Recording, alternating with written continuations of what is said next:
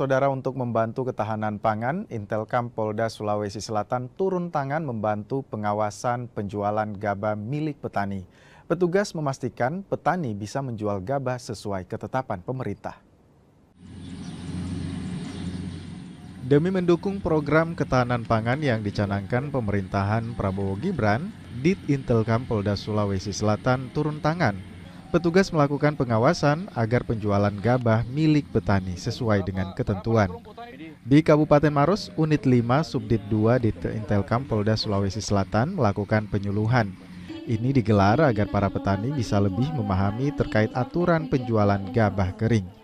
Kedepan, petani bisa menjual gabah kering mereka baik ke Bulog atau ke penggilingan padi sesuai ketentuan. Sebelumnya mulai dari 5,5, ada juga 6.000, alhamdulillah tahun ini 6.500. Sebagai petani, yaitu bagaimana pemerintah bukan hanya pupuk, bukan hanya pupuk yang disubsidi, bagaimana pemerintah juga ikut andil terkait dengan mensubsidi racun, supaya karena racun salah satu yang dibutuhkan oleh masyarakat. Aturan pembelian harga gabah petani sejatinya sudah ditetapkan sesuai keputusan Kepala Badan Pangan Nasional. Dalam putusan barunya nomor 14 tahun 2025, harga pembelian pemerintah atau HPP gabah kering panen di tingkat petani sebesar Rp6.500 per kilogram. Selain itu, dalam aturan itu juga ditiadakan rafaksi harga gabah. Aturan ini diharapkan bisa melindungi para petani sehingga terus melakukan produksi demi mendukung swasembada pangan. Untuk harga itu sudah kita lakukan sosialisasi ke pihak petani, dan dari harga tersebut kita melakukan pengawalan, dan hingga saat ini dari harga-harga tersebut belum ada di bawah standar, jadi masih 6.500 sesuai dengan anjuran dari pemerintah.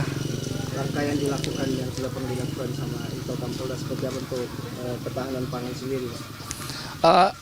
Langkah-langkah daripada Intelkam Polda Sulsel itu kita melakukan koordinasi kepada Bulog, terhadap Bulog, melakukan langkah-langkah agar daripada proses pembelian gabah sesuai dengan daripada ketentuan daripada pemerintah, yaitu 6.500.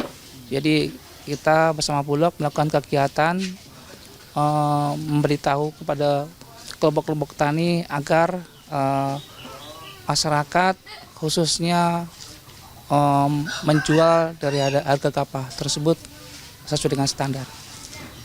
Penyuluhan petugas demi meningkatkan pemahaman petani jadi salah satu cara agar petani bisa terus berkelanjutan. Program ketahanan pangan hingga swasembada pangan ke depan bukan lagi harapan, tapi bisa segera terwujud. Rama Pratama, Kompas TV Maros, Sulawesi Selatan. Dukung program ketahanan pangan yang dicanangkan Presiden Prabowo, relawan Prabu bersama TNI bekerja sama mengolah lahan tidur menjadi produktif.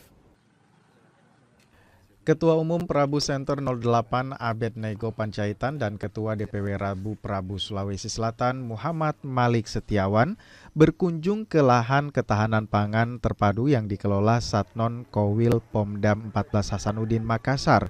Mereka juga menyalurkan bibit dan pakan ikan. Ketahanan pangan terpadu dimanfaatkan Satnon Kowil untuk kegiatan bertani dan beternak. Prajurit ini menanam padi dan jagung, sementara di bidang peternakan, mereka beternak sapi, ayam, ikan lele, dan ikan nila. Kegiatan ini merupakan bentuk sinergitas TNI dan relawan Prabu dalam mengawal program ketahanan pangan yang dicanangkan Presiden Prabowo Subianto. Kita melihat ketahanan pangan sini yang udah kerjasama sinergitas dengan TNI, yaitu peternak ayam di sana, kemudian padi di sini ada nila, sapi juga ada.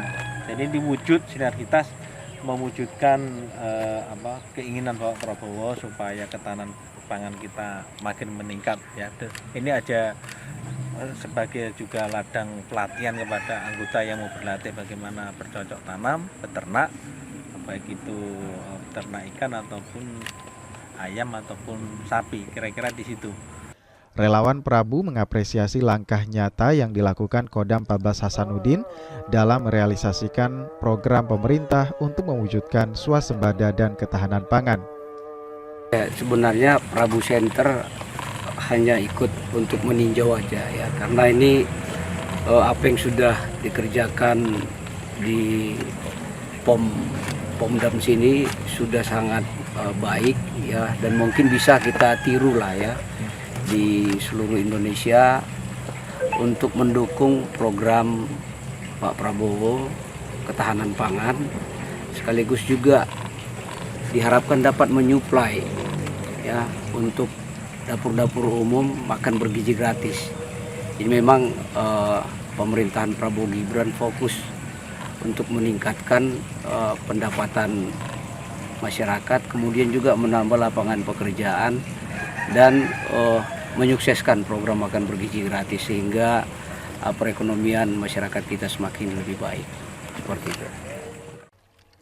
Selain memanfaatkan lahan kosong menjadi lahan produktif, prajurit Pomdam juga memilah sampah organik dan non-organik untuk didaur ulang. Rama Pratama, Kompas TV.